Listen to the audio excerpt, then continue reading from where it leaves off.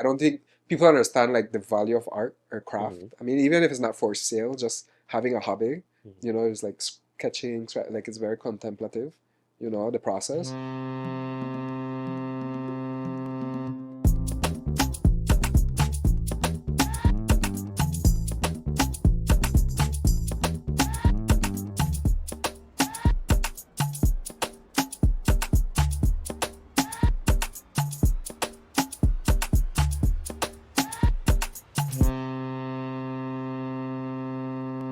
Welcome back to another episode of the Captain 501 broadcast. Thank you guys so much for being here. It's another guest episode, so I'm being joined by another incredibly talented Belizean guest. This designer and leather craftsman is known for his handbags, but he's also produced other handmade crafts as well. He's the owner of Studio Perera. Ladies and gentlemen, please welcome to the podcast none other than Emilio Perera. All right. Thank you for having me. I'm Yes, man. excited. Thank you Can't wait for to see where the taking the time out. conversation goes. Of And course, like, of course. yes. Yeah, should be fun. So, I want to start from the beginning. When did you realize that you had this talent for crafting? Well, it all started from when I was a child. Like Studio Pera wasn't like just out of nowhere. It's like part of my life. Growing up, like I always took to the arts to use as a means of escape, I would say, because I grew up in like the rough side of like the south side in Belize Mm. City. So it's like I remember my parents would not really have us playing outside because it was dangerous. I would have play with the neighbors, but they would ultimately steal my toys. And so like eventually I just had to be inside, Yeah. and so like I got accustomed to like trying to how you say it, manage my time. So I would get color creative, building blocks, making things out of paper, crayons. Like it became an obsession eventually because I was in my own world essentially, and like at school as well, my teachers they really like supported me. So they would like put me into small competitions. Maybe like Love FM would be having like little competitions or Festival of Arts, So like I was always involved in that space or like art classes. And eventually I was like, man, like, like I took to it and I became really good at it that I wanted a career. But eventually, like, well, like art doesn't pay the bills, you know, Yeah. right? So like I had to figure out a way, or I was trying to figure out a way how to include it or incorporate it. But after a while, I think in high school, I realized, yeah, it wouldn't be something that I would pursue as a career. So I ended up actually going into engineering. Mm. So my background is in engineering, and I eventually went to study civil engineering.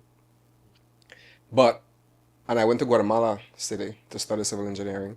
And after 4 years, like of like work and like I was really good at math, at physics, geometry, like I was obsessed, and I realized like whatever I put my efforts in, I would like, Yeah. yeah, I would get it, see through it. So, but yeah, but after like 7 semesters, I realized like something inside of me felt dead, and also something inside of me awoken because like Guatemala is known as like the land of artisans and like fabrics and color, and there were it was I was in Guatemala City too, like in a unique space where like they were trying to find out their identity. So they were promoting all their like their culture. And so like I would go to these museums, these pop-ups, these workshops. Antigua in Guatemala is like like close to my heart, and also in Lake Atitlan. I realized that man, there's like the world is much more, and it's so beautiful, and that kind of triggered me even more, like what I wanted for me, right, and what was my calling. So I took off some time from school, and I participated. I did an NGO work in Lake Atitlan, and it was like the goal was to like go into these small communities and do community work. But the community I happened to be in was one called San Juan La Laguna, which is done by like all these women that make fabrics. So like I became like very, how do you say, like open. And so my task was to go into these to the communities, to these cooperatives, and help them with quality control in their fabrics. So these ladies, so Guatemala went through like the civil war, and like all the men disappeared, and so the women had to like fend for themselves and like up like the villages. And so part of it was like they the talent that they had was making fabrics from their, well, the tradition from the Mayas, the indigenous crafts. And so what they would do, they'd grow cotton in their backyard, make the thread by hand, dye it with flowers from, like, their traditions, and then weave the fabric through backstroke looming. And the entire process was so beautiful, and like the possibilities of what this craft could do, because then it would go all over the world. And I was like, wow, this is something really beautiful to be a part of. And even the journey, because to get to these villages, you had to go, like, cross the lake on a small boat, and then take tuk-tuk to, like, the bus, and then the bus goes up the mountains, and then you get to the villages, and then you work with them. So it was an, like, encompassing and wholesome experience. And after I was like, I can't go back to school. Like it was very, like, my eyes opened up to a lot of, like, possibilities, because it was only fabrics. They did, like, ceramics, they did woodwork, they did metal work, shoes, leather work. So I became like my past came back then, my childhood, like that inner child was so happy, because again I was playing with all these materials, and after that there was, like, no looking back. I then had an opportunity to create a brand with someone in Antigua. So I moved to Antigua, Guatemala, and I lived there. I lived in Panajachel for like a year doing that work, and then to Antigua for 7 years, and then that's where my brand started. Nice, nice. So you're mainly known for the handbags. What is it about the handbags that you drew towards? Well, actually, Emilio Perera started as a men's brand, so I made things that I liked and needed. So, like, belts, wallets, boots, I ventured into, like, working, like, making shirts that I like, my own shirts, my own pants. So, like, the goal was, like, everything that I wore was made by me or designed by me. So, like, that's where it started. And I was also working with another company that making bags and, like, small things, like, for a gift shop.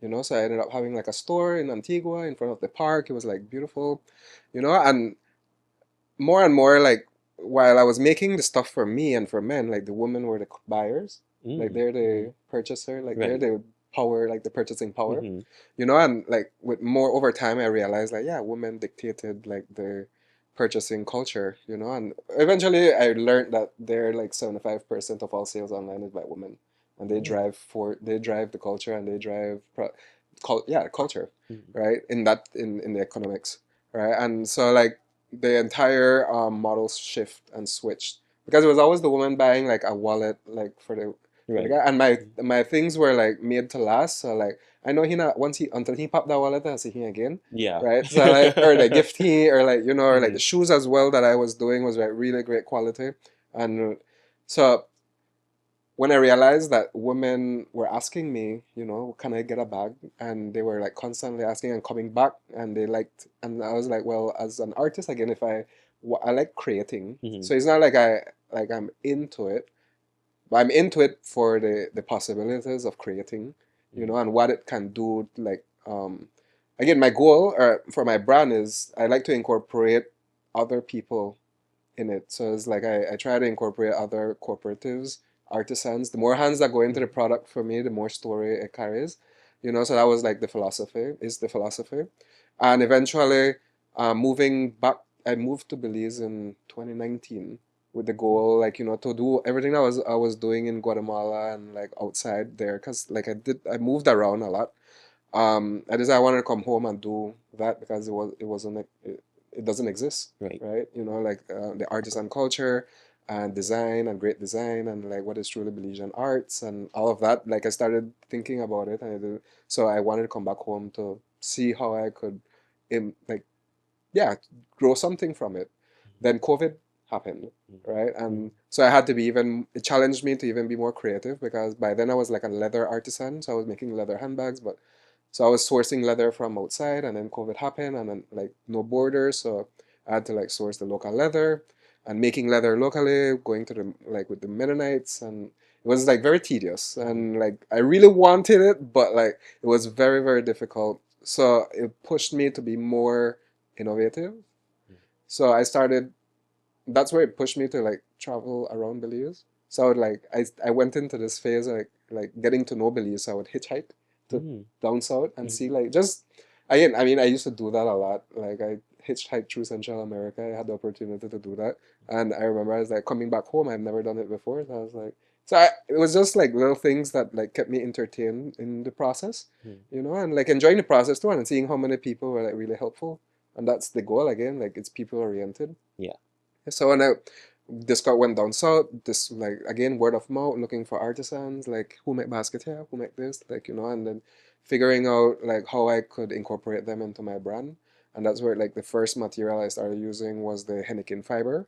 There's like one man in the entire country that makes this rope from the henequen leaves, and so I started a design with that. It was like all natural fibers, no leather, and it was a hit, but like that tore my hands because it was like one of our most tedious designs. And from there, I went into like the Jippy Japa. I found the Jippy Japa and started working with the women in quality, like that took a life of its own. And then we went into coconuts, and then we went into seeds, the super seeds, them. We went to shells, we went to banana fiber, we went like, the type, yeah, and then it just opened an entire like it opened the floodgates for me because then we had so much opportunities in design now, and so like we couldn't help ourselves, or like I couldn't help myself, and like I make the material tell me what it wants to be again. So I just play around with it, and like it make it, the research and development is the fun part of anything. Right. I mean, the most costful it's Well, the yeah. most costful too. Yeah. Yeah, I was like, okay, now we have to start making money. I was like, okay, a Mhm. lot of this done, that, like, so I set up like a bank, I guess, of like all like the names of all the artisans of possibilities with materials, and from there worked and like figuring it out, with my artisans and see what works, what doesn't work, and trying also to define what it means to be made in Belize, right? Because again, like when it's made anywhere, like people would say like, why is it so expensive? And it's not, well, not expensive, it's just costly. Right. Because like the cost of doing anything here in Belize, it takes a lot to like bring out. And again, like it's like fair wages and like all the things that encompasses my product in the end. It's like made with love, right? And that comes with a, yeah, it doesn't come as easy, right? Right. And again, like I try to do as things as simple as possible, but simplicity ended up being like even harder, and the beauty of it is that the local the locals have been very, very supportive. I came with the goal of like going into resorts and like selling and like bypass. Like I didn't think the Belizean public would have been, or at least not yet. I just, and so far it has been just like local grassroots like support. And it was like beautiful to see how they interact with the product and the story. And like it's like mostly like memorabilia from the materials. Like of days gone by, and like their relationship with the products as well. They could, like, each one of my bags have a name, and they come from like my past, or like people that influenced me in my past. I give them, like a homage, and yeah, and like the influences, and yeah, and what it I wanted to be brand as not a luxury, but it's like a sustainable luxury brand. And what does that even mean, or how does that look, or what does luxury even mean? Or redefining luxury, Yeah. right? Because I came back home, and I mean, I've had the privilege and for like to travel around the world, like I like the scene, and that's what ultimately made me come back home, because I was like, man, Belize is truly like, again, like the air we like, what makes luxury is like leisure, and how you spend leisure time, right? And we have the opportunity to spend with family, great food, fresh air, something as simple as just riding the bicycle in like like or it's like 10 minutes traffic. I don't think Yeah. people understand how like that, whew, Yeah. like these little things were like luxuries I had to find here at home. Mhm. And like it was like, and everyone is telling us like, like the fruits, the food, like, and we take it for granted. Mhm. So it's like, how could I encompass all of that like good feel and all into my brand, or into the product, and into how I sell my products as well. So it's just like, it's kind of like made of Belize, not made in Belize, because made of like all our like, yeah, all our stories, Mhm. right? So it's like that's where like everything had like turned, like it is like a wave, like I'm just riding the wave, like I just, like you said, like I was open to whatever came, and this the direction just like paved its way, I guess. Like I didn't know what I was gonna do. Like Mhm. there's this quote that says like, when you go on the way opens. Mhm. Yeah, right? So I was like just taking that first step, because Yeah. again, like going in, imagine, like I went abroad to study as an engineer, and like family members and like people knew, When I came back and I was like, I'm not doing it again, and you know, it was like very uh, challenging to convince. Well, not to convince, but like, I mean, people have your best interest at heart. It's like, how are you gonna survive? Like, how are you gonna do it? I mean, it was very difficult the first like.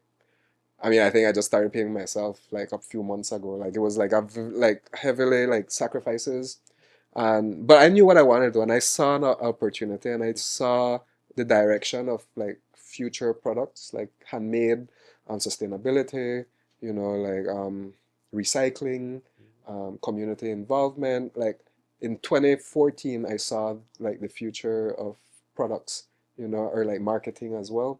So like, and I, again, because of my traveling, like I saw similar brands as me, like in like I think like one of my favorite was like I think in the Netherlands, there's like these um squares with all these artisan products, and like the locals they would only support their locals, but like the products were so like really refined, right? So like you would never see like well, I mean you'd see, but like the brands, the bigger brands weren't like something they would go towards to. It was like more like authenticity.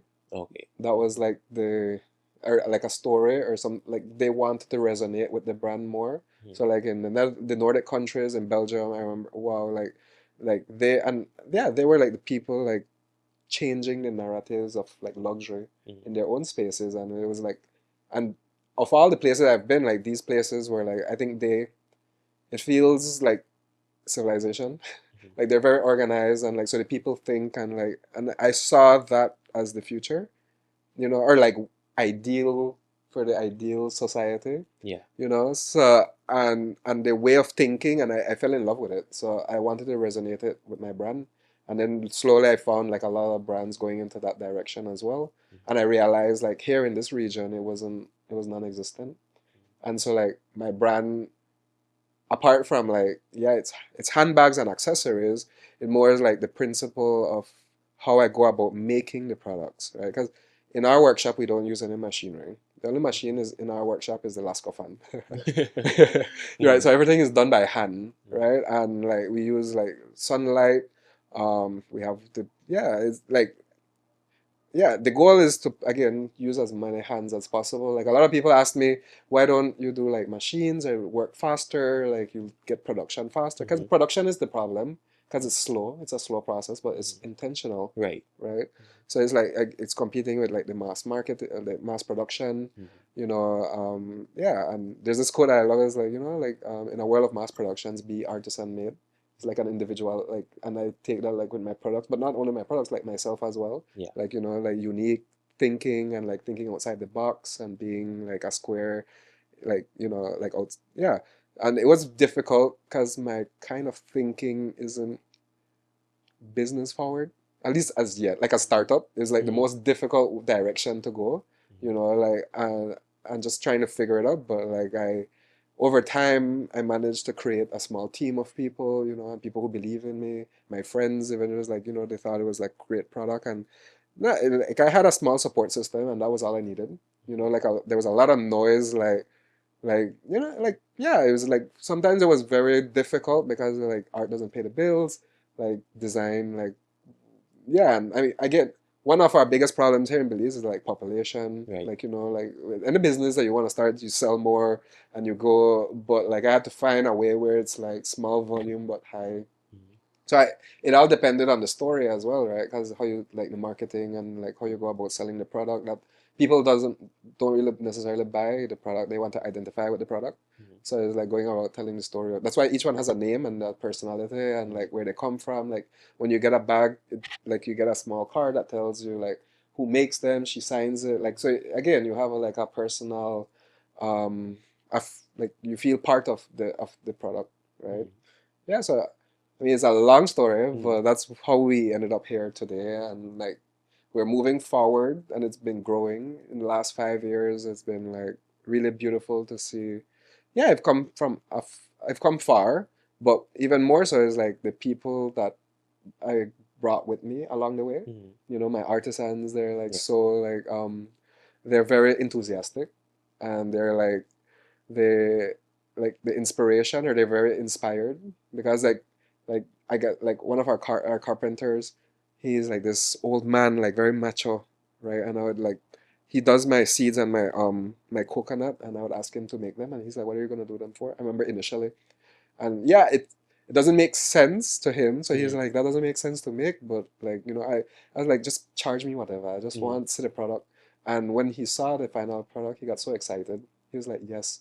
And so he went into the jungle and brought options like you could use this, or you could eat like this stuff, or you could do this. And then now he like got through magazines and said, "What's this bag?" And now Mm-hmm. he's like obsessed with bags now.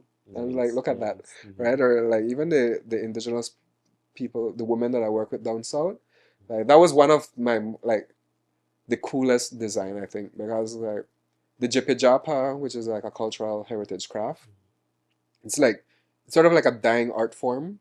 It's not sort of, it is a dying art form because the younger generation doesn't really want to pick up the craft, the work because it's very tedious and laborious. Mm-hmm. Because you have to like know the plant and you have to like pluck it and then boil it and like dry it and then like you know de structure the leaves into like smaller fibers and then start the weaving of the baskets. So normally they would make like coasters or like for tortillas and they Okay. would sell them. But for me, I was like, man, we go through all that work, Mm-hmm. but just like one $5 coaster that may beyond, you know. So I was like, no, we have to like design something for make it make sense, Yeah. right?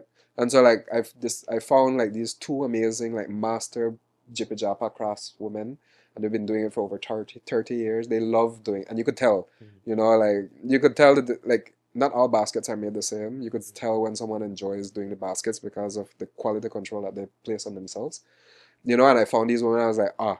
So I've been working with them and slowly I was like I saw opportunity and they saw the opportunity too where they could make so eventually like I remember they made a mock basket for me and I asked them how much they would charge and I was like 40 and I was like okay if you could do you know more I could give you 3 times more for the pro you know Mm-hmm. because it's part the story right Yeah. and yeah and since then they've been very enthusiastic and motivated you know and we've and to today it has been one of our most say more the In product demand. Mm-hmm. yeah it's been the favorite you Mm-hmm. know because it is a weapon as well you know Mm-hmm. yeah so it's always our selling point you know but not like again but it goes towards like what our principle is like incorporating all these materials on the hands and like being conscious of the people behind it Right. so like for me that ultimately is the direction of what I would like to go with what it means to be made in Belize or made of Belize Mm-hmm. you know it goes beyond like the profits or like the money is like the meaning behind what is made. And the beautiful thing, like that was my philosophy, and that's the philosophy that I like found in Guatemala as well with the working with these women and like and that opened me to like a whole new world of like because these women were making like towels for like boutique hotels in Argentina, you know, just all like a towel is like $300. You know, I was like but just because I can't afford it, I mean someone else can afford it, right? Right. So it's like my mind, I'm like, Mm-hmm. huh, like people actually buy it. Mm-hmm. Yes, they do. And they buy them by bulks. You Mm-hmm. know? So I'm like so that like kinda like changed my perspective on like product and like placement Mm-hmm. and like possibilities of what I can do or what is out there and like I know money that out there is like, you know, finding ways of like creating a great product that resonate with people and then it aligns, you know? Well, that was that is the goal and well the philosophy of our brand, you know, and like so far like it's been a beautiful journey. It's still very rough because again, as you know, entrepreneurship isn't for the feet like the faint of heart, Yeah. you know, and like I have a lot of friends now and going back to like where in what was beautiful to witness is like during COVID was the outpour of like the support of Made in Belize, right? And the massive amount of small businesses that like erupted from the crisis, you know, and mostly women led businesses, you know, and like it showed me too like we have great products, you know, like the shampoos, the soaps, the candles, you know, we went above and beyond, like, you know, accessories, like there are like other handbag brands, and like so like the crisis stimulated, you Mm-hmm. know, like innovation Right. again, Mm-hmm. right? Nothing like a good crisis will like, you know, put people into direction or perspective, right? And like in Guatemala, it was the same because like during the Civil War and well, everywhere I've been, like all through Central America, gone through rough And the history crazy. We fortunate again. Mm. Again, we blessed. But like throughout like all our neighbors, they gone through some rough time and like that made them forced to be like artisan. I mean, everybody to compete over there. Like everybody did the same thing or like they compete like fabrics, they would work, but again, because of population and bigger demands or like competition, like it got a bit crazier there. But coming back home, I saw it wasn't even non-existent. So in my head, I thought it was gonna be easy, not realizing like pioneering something, yeah, like lifting up something from the ground or from zero was quite a task. Yeah, quite the task. So tell us a bit more about Studio Perera. Like, where is it located, and how did that vision get brought to life? Yeah. So Studio Pereira. I mean, before it was like Emilio Perera, that was the brand, and I was like trying to figure out where the direction was gonna go. Again, like I said, handbags aren't my. I won't say it's not my is a means Mm-hmm. to somewhere. So I was like, like if I could do something small or something like handbags and make something great out of it, like what else can I do like beyond bags? So like again, but handbags just made it easier because of the creativity that I could go as far as I want with materials, and the woman would be very much. I mean, I could go crazy again, like materials, shells with anything, and so I have like some clients. They're like, whatever you make an extra one because I want it already. And I'm like, and they like the story. They like because they're conversation pieces, Mm-hmm. right? So like it would break the ice like when they put the bag on. They're like, oh, I love, and then they would like, and then the conversation starts. So a lot of people tell me that's what they use my pieces for. Like it breaks the ice, and like, and also like when they travel, they do get compliments, and I always so it's like great to hear as well. Like the girls are doing good out there. Yeah. But beyond the bags, I realized that I wanted to be like a lifestyle brand because I want to define again luxury and what does that mean. So like it, again, leisure and time. What do you do with your time? Like, again, you eat. I like again food as luxury. Fresh fruits, farm to table. Along that idea. Again, like I go more into like chandelier, like home decor. So I do like rugs, decor, art, wall arts. And so it eventually aligned me with other hotels and private residences that wanted to like be unique but also be made in Belize products. Because like a lot of our products here is like if you go to like a lot of our resorts, you'll see like a lot of Guatemalan and Mexican details throughout the resorts, right? And there's like rarely any Belizean. You'd see maybe like the Jipe Japa as coasters again, or like you'd see slate or the Titai baskets, but like our paintings, and woodwork, Mm-hmm. that's our thing. But like again, all the majority of the details in these resorts are from Guatemala, the pillows, the embroidery, like you could tell. And a lot of like traveling around and looking for artisans, and I've been moving around and traveling Belize as well. I get like in a lot of contact with like hotel managers, and they'd be like, tourists no. Tourists is like, okay, like the room decked out and stuff from Guatemala, so what is Belizean? And like so we've lost like well tourists have been like the people have been asking, and they're like we have like Gilvano, I think, Swayze here. He's like the pioneer in doing like design with local materials and stuff. But there is like room for more Right. design, right? Mm-hmm. And I hope to like probably like not inspire, but show that it's possible, and like other people to take up ranks, like carpenters, like architects, interior designers, to incorporate more of the local, and the goal is, man, like if we could implement into government, policies where like it's like to use more of made in Belize products in design. And I mean it comes full circle. It works out for the economy and it works out for the designers. And so that's the direction where Studio Pereira wants to go. I would like to create a what do you call a gallery, of all the products that we work with, and collaborating with other local brands as well to encompass like.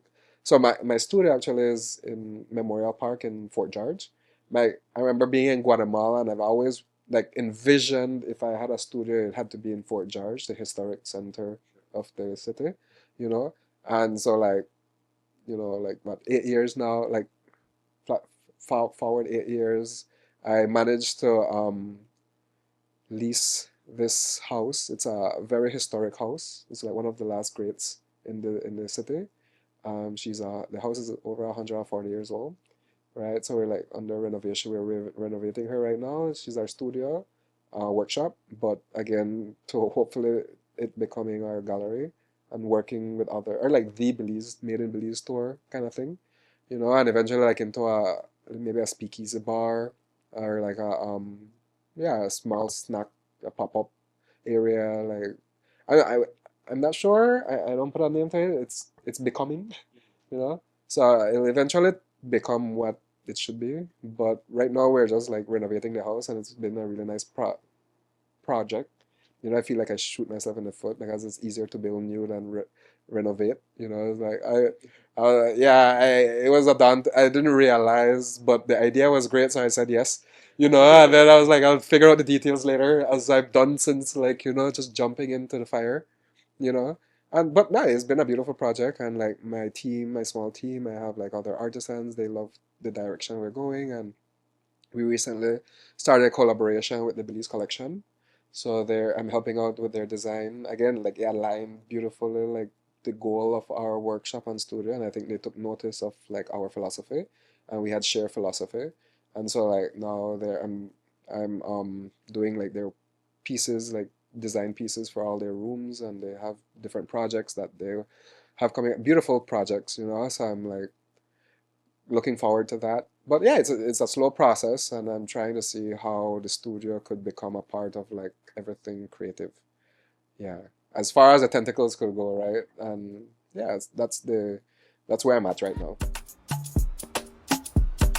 Season 2 of the Captain 501 broadcast is brought to you by the National Institute of Culture and History, NICH. NICH is Belize's premier cultural institution dedicated to empowering contemporary and traditional creatives, nurturing their talents, and recognizing their roles as catalysts for change in our communities, safeguarding both our tangible and intangible heritage. The NICH vision to create a Belize that embraces and promotes our cultures, our values, our identity, our prosperity in our global community is brought to life through a diverse array of programs and initiatives. You can learn more about the resources provided by NICH by visiting the Museum of Belize or the Museum of Belizean Art located in Belize City, the various houses of cultures located countrywide, as well as visiting nichbelize.org or other websites and tools such as the 501 Academy and Access 501. Okay, and speaking of reaching new heights and new audiences, you definitely gotten your way there because your crafts have been worn by local influencers such as Joy Ja up to big stages like the Miss Universe Belize. What's it like specifically crafting for such a big stage like Miss Universe? No, again, like, I feel like our products could resonate in all spaces, and that's the goal. You could put them in a village here or like in the streets of New York. And like a beautiful, like, the Ministry of Foreign Affairs had reached out to us because they needed a gift for a special client, and like they had sent them like options, and they chose our bag. And and then I knew it was like the Duchess of Edinburgh, I think, that came to Belize. And so she wore it, and so I had one of the guys, like one of my guys, make it, because I think it was gonna be like really cool for him to experience, like, because to know that what he made like went far. And so when I told him like it was going to Buckingham, or like, but so far, like, what was cool to notice is that the Duchess has worn it 4 times already since, like, in London, in various events, and like there's like the paparazzi that follows them. There's like fashion, royal fashion. They have like this Instagram page that like follows all the royals and what they wear. And so we've been tagged a lot in these events, and people, and I was like, wow, like, she, out of all her options, like, I'm pretty sure she has options to like everything, and like she chose our bag to constantly wear. But I think maybe something resonated. But like, again, like our leather, I think it was a leather bag with like hardwood handles from Belize. I mentioned our leather is one of like what makes me distinct, I guess, from like a lot of products in the region. Whereas like I source all my leathers from Italy, right? So I had the opportunity. I was in Florence for 1 month, and like just exploring and like getting to know the space because I was like fascinated as a kid. I was obsessed with Italy, like the craftsmanship again. Like it was the birthplace of like the Enlightenment and like Leonardo da Vinci and Michelangelo and architecture and science and all of that. It was like the Enlightenment. It sparked the Enlightenment. And so when I had the opportunity to actually be there for the month, I was like a kid in a candy store. You know, it was like all the museums and walking the streets and like I went into a lot of the workshops, the leather workshops, because they're known for the Italian leather is trumps, and that's because of the story of the Italian leather. It was like the Romans that commercialized leather during the Roman army. All of them had like the breastplates, the sandals, like everything was leather. So they dominated and commercialized leather. And as a result, like the elites, they wanted like colorful, because before it was just like black and brown. And so they had to find like dyes and like experimenting to get red leather, to get green leather, blue leather, you know. And so like I stumbled, not stumbled, like when I did my research, but there's this tannery in Pisa, outside of Pisa, and they make all the leather traditional still like what they've been doing these leather for like over 400 years, you know, and they continue doing the same process the traditional way. So it's all dyed with vegetable tanning, you know, and it takes a while to make the leather. Beautiful leather, you know. I mean, it was like quite up there, so I couldn't afford it at the time. But again, in the vision, it's like one day, you know, I'll start using that. And so like again, like I just when I was in Belize, here in Belize trying to make my leather, and it got complicated, and like I think during the pandemic, like beef was scarce and the skins were all like being exported to Guatemala and Mexico, and like the hides were like scarce, and like one problem to the next. That one thing as business is like if I know one, you know. So I was like, again, innovate. And so I had to save. I remember one Christmas, like all my, everything like I made for Christmas. I was like, you know, bite the bullet. Anyway, I just placed that order and I got the Italian leather. And since I got it, I cannot look back. Like, you know, like an artist and you, or like nothing like when you have the best tools for the things there. You know, like the video quality. You know, you don't need anything. Yeah, yeah. So like, yeah. So the same thing was like with the leather because you could smell it. Like that was one of the things. So like this leather that I use is within the 0.5 percentile of luxury leather. Like it's not made like, it's of the best. So like Louis Vuitton and other bigger brands use the exact same leather. So I was like, if I want to be up there with the big guys, I have to like, well, yeah, you know, right? The same materials, the same tools, well, not the same tool, techniques, again, by hand, what makes them, you know, I mean, most brands now it's just like marketing. Like, yeah, a Louis Vuitton bag for $45,000 is crazy. You know, and most of these things it's just like resonate. It's like being a part of the brand, you know, and I realized that as well. And but yeah, it's like if my competition in my head was always like Gucci, Hermes, like again, what or at least what our society would deem as luxury. Because again, I have to like redefine and restructure people, or like not people's, but like my definition of what luxury means, and hopefully it resonates with other people. And slowly, people like took to it, you know, and like realized like the quality and the leather actually brought them with to me like you know you could smell it you could it's really really good, right? So combining that with like the fibers, coconut shells, the super seed, it elevated the design, you know, and you could tell the difference like with the local, not to put it down, local is great, the leather, but like the process of refinement is different, and you can't compare. Yeah, you can't compare. So again, and it was like Italy was like what like stimulated and sparked my interest in the arts. You know, I was fascinated by like again being in my house. I wasn't allowed out like the area, like you know, and like I took to books. Like National Geographic was my best friend, you know, and like just learning about all these cultures and like fascination by the world outside as well. So I was like with my brand as well. I try to incorporate that worldly feel, you know, and again like it's to resonate with not just the local but like the international market. So we could be using it in a resort here or at a you know at a quinceañera here at the village or like again the streets of London. So that was like the goal for our product and keep elevating the quality. Yeah. It must be nice and satisfying to know that when someone has a Emilio Perera original that they're getting that quality that you would expect from a high-end luxury brand. Yeah, it took us a while because again, it's like practice. I mean, you beat at your craft until you perfect it. I mean, the beginning was like rough because there's like experimenting. Mhm. You know, I don't know how it would weather after like 2 years or like, you know, so it's just like, but again, like I trust the leather now that I'm using, like definitely, and like the materials, how they hold up.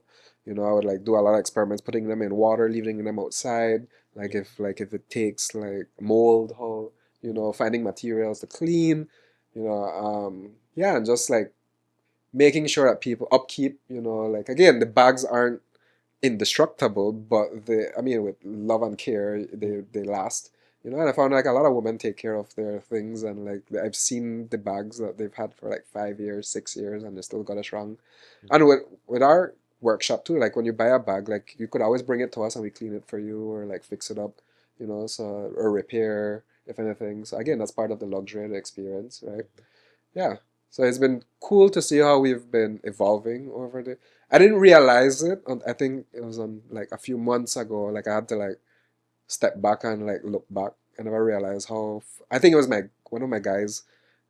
He's like, "Wow, you realize?" And I'm like, again in my head, like that. I feel like I'm at 10% capacity Mhm. still. So it's like we know that I don't feel satisfied. Mhm. You know, we're never Yeah. satisfied with our Yep. work because there's always leveling up. Mhm. So like it's like it took a while for me to sit down and just like breathe and like, oh wow, it's so cool, right? But I mean, we have a lot more to go.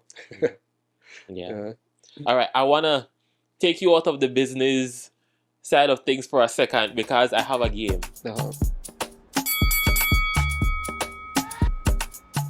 It's called the 5 second challenge, the 5 second rule. Uh-huh. So basically, I'm gonna ask you to name 3 things relative to Belize, but you have 5 seconds to do it. Okay. All right. So let's try it. First one: name 5 Belizean food dishes. Um, Meat pie, black dinner, hudut. Nice. All right. Next one: name 3 Belizean streets. Regent Street, Albert Street, Northfront Street, Yep. Name 3 Belizean elementary schools.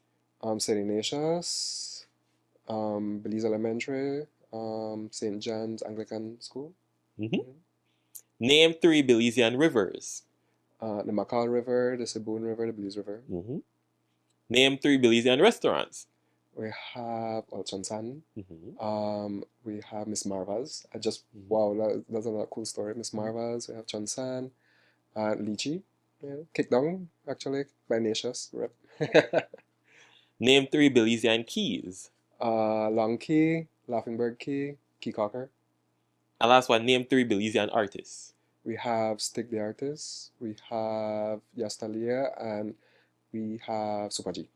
Easy, Yeah. easy thing. All right. My next question for you now. What are some of your upcoming projects that we can expect to see Well, hmm. that you can speak on? I don't know. I mean, I'm transparent, but so again, part of our studio is not like the big mass production. So it's Mhm. like after a while, I think we're tired of seeing the same designs. Like, or at least in my case, like making the same thing. It feels monotonous. So Mhm. whenever it feels monotonous, it feels like okay, I need to like go like something new. So over the last few months, we've been working with like bamboo and like other new materials. So this year, I have some really cool designs coming out that's totally different from the ones I'm doing. So I'm excited to work on those. Also working on more personalized items. So like people would come and like they want a briefcase or like Mhm. more personalized. Like I've been getting more orders of those and I like it because it's made for you. Mhm. And those are the items that I like most because then the individual gets more involved. So they would come and like sit down, like you could book like an appointment with us and you could like see the different leathers that we have, or if you want zipper, what color, the hardware color, what size, what do you put in your bag, you know, and so it's like made for you, right? And you have a hand in the design as well. So I like that connection and then them being excited for the process, and I would send you like updates. And yeah, and so more of that I want. We're gonna go more into like sandals making. That's the next direction. We're using like used tires.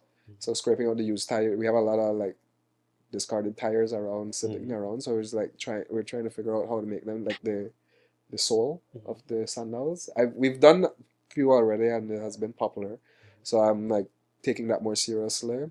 also chandeliers. So the house, again, the gallery that I hope to have soon, is gonna be that. That's what we have this like early this year. We're excited about because we've again throughout like my tour, I guess, of the country, found so many great artisans, and it was like a pity to see like all these great works just being stored at their house and no one seeing them, right? Right. We found like a lot of great like sculptors, like stone, like cool, see like beautiful works of art, and they're just there, like in this random village, and so many works. And I was like, man, like if I could provide a platform for these people to like maybe just like showcase for a month, and like yeah, just like recycling the different the different arts that we have, or highlighting the different arts that we have.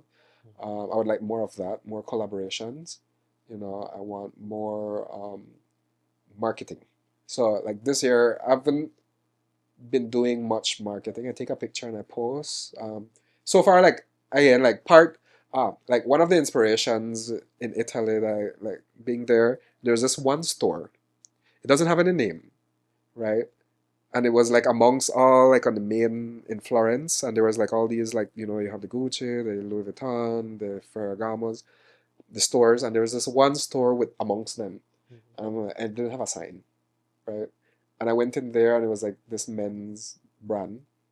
They did jackets, shoes, socks, everything was made by them, right? And so like you walk in, there was a store, and they would the customer service was great. I mean, never look like I belong. Like like I walk, I just got fast, and he was like, "Can we help you? Like, you see anything? Let us know." And then like I saw a jacket, and they made me put it on, and they made me feel like just the service was beautiful, and there's like no like yeah they were like so excited to show you their brand or their products, and then I come to know that they've been there for over 100 years, right?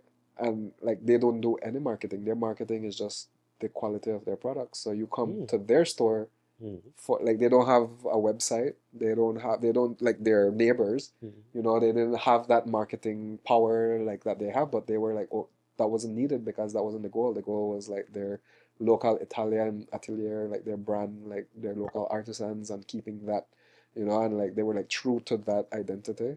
And I thought that was like really inspiring and really beautiful. And like the artisans were upstairs, so like if I need a jacket like cut in, like like they would set it upstairs and fix it to my like made for me.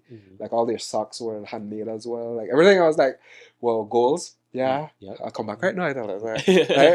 Yeah, but that, no, but like that like made me see like again like what the luxury, like while the neighbors like they had all these like show windows and the fanciness, and that was like in my again like my mind like trying again the competition that I saw as competition, not realizing like they don't even care, like the competition, like they just did the day, right? And people then just know that they have so much faith in their product that people will come, right? And they never even had a sign. I was like fascinated by that, and I was like mind blown, right? I was like, okay, goals. Like that was one of the direction that I would like to take as well, you know. And so yeah, it has been like our North Star basically. And so like right now, like our marketing has been very minimal. Like again, like I told you, like marketing takes up an entire department, like sales, all of that. But again, like for me, what's more important than before the marketing is the story, right? And so far, like the story like carried itself. So far, we've been like a lot word of mouth, like and that was like our biggest like asset, like someone taking our bag, and then next thing you know, like they were at this event, and like three people would reach out, they saw this bag, and then so it was like that. And that's again the beauty of Belize, like yes, while we don't have like the mass markets, but like it's very small and very niche, so it's like word travels fast and moves around, so it's like taking advantage of that as well. Yeah. Nice, nice. So where do you see yourself in the next 5 years? And even though I see myself next week. But I guess like yeah, the direction has always been like creating um more collaborations. I love working with the artisans. I want more artisans on board. We work with a lot of men, and I've realized like, like we have like a lot of mental health here in like again, like I don't think people understand like the value of art or craft. I mean, even if it's not for sale, just having a hobby, is like sketching, like it's very contemplative, the process. And I think like a lot of the guys that work with me use it as an outlet. Like they love coming to work, they love working on the pieces, whatever, like the carpenters, like I ask them, they're like very ready, they're on it. Because again, I help them with a means of like that release, and again, like I don't think people understand, like, like every purchase counts. Yeah. Like not only me, but like if like the vendors on the streets, the my women sending baskets, like all of these small purchases do make a difference in like the families or even communities, right? There's a lot of these communities that put like one person be in charge, come all the way here and put out all these baskets, and when they go back, they're like, "Did you sell anything?" And like so it's like very dependent, and so like I hope to like in the next 5 years maybe like have a warehouse of like a gallery, and just like showcasing like all these designs and just continue manufacturing and making. I mean, I have like, oh, I have so many designs in mind. Like it's never ending, and I guess like I don't know if it's a gift, but like the will to create and continue creating, and like it's crazy because like the amount of sacrifices that went into like being here. I mean, while yes, a lot of people assume or see like like yeah our progress. It was like a lot of nerve, like yeah the ugly parts. Yeah, it was very very very difficult.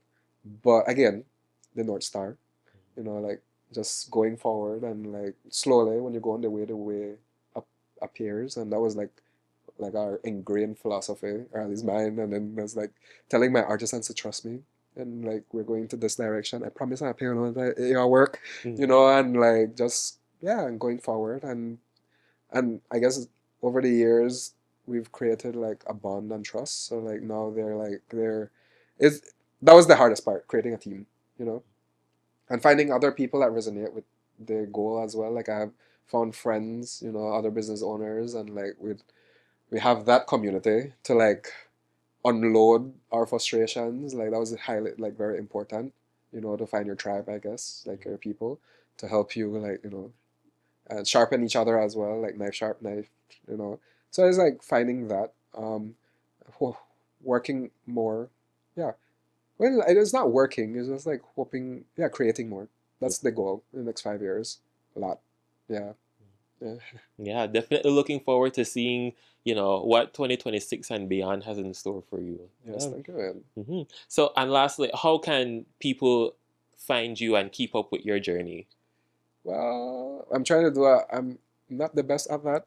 Mhm. Like again, like our journey, like I started off like again telling the story, and Mhm. then like work came in, and we're trying to like manage our story better. Again, like everyone, hopefully, like we have our doors open where you could come and experience the workshop, until we get like a department of like our department of marketing, I guess. But like not again, like we normally post our like during the day like what we're doing, like the behind the scenes, or like my trips. I would like post them on studioperera.bze is our Instagram handle, or on Facebook it's Emilio Perera, but I need to change that. That's gonna change to Studio Perera.